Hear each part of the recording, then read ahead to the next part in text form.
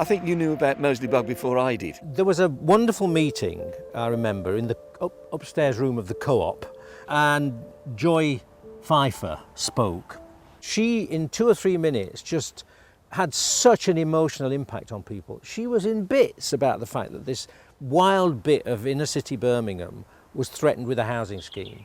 And that kind of gave us a real focus, actually, to say, yeah, we need to be a campaigning organisation. We need to get through to the planning officers. We need to get through to the people on the planning committee.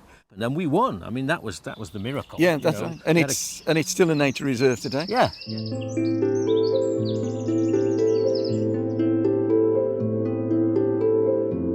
Well, there were sites under threat, like Queswick Quarry and Moseley Bog. Yeah. And I think the magic was that actually suddenly people who'd never really talked to one another before came together around that passion to get the idea that there was wildlife living in towns recognised and that it mattered to people.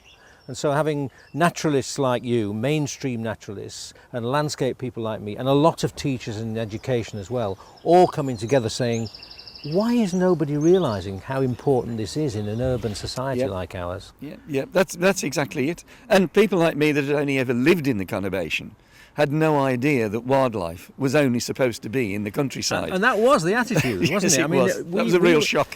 Do you remember we had a campaign to recruit supporters at New Street Station? We did. And they could become a supporter for life. For 50p. Yeah, fantastic. So everybody who got off the train was saying, 50p for life, that's pretty good. Yeah. And they got a badge and we got their postcode.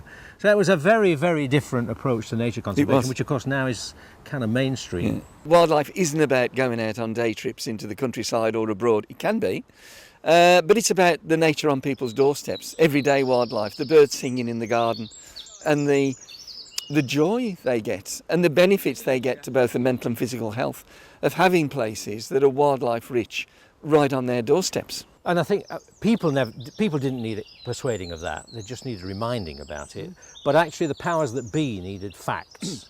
And that was part of the key to this early success, that we had these professional staff who were able to go out and do the ecological surveys. They could do the mapping of the corridor systems along the canal and discover that there were more species of dragonfly in the middle of Dudley on the canals than there were out in farming Shropshire. The West Midlands, the Black Country, is an astonishing landscape. And I think we were also tapping into the whole nostalgia thing, the history thing. A lot of the landscapes that we were enthusing about, trying to protect, to talk to people about, were landscapes that were absolutely at the heart of the history of the Black Country.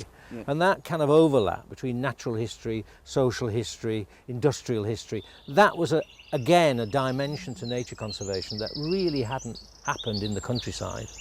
We're an urban society, 90% of us live in towns and cities or in big villages. So the idea that nature on the doorstep is something that happens out in the rural countryside is crazy. It has to happen on the doorstep, in the garden, in the school grounds. And if you can have access daily to the sound of the birds singing, if you can see that it's different in the autumn from the spring, then you're going to be enjoying it, but you're also much more likely to be concerned about the loss of the wider countryside. So it begins in towns and cities, and we were part of that revolution that really kick-started that whole movement. At the end of the day, we all rely on the natural world for our survival and for our health and so on.